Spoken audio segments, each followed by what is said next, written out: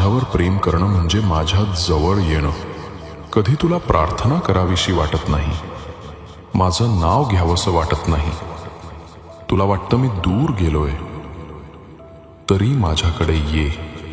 पळून जाऊ नकोस, लपून राहू नकोस, माझ्याशी बोलत राहा. तू किती पोस्ट केल्या, लोकांनी तुला किती धार्मिक म्हटलं, यावर तुझी किंमत नाही.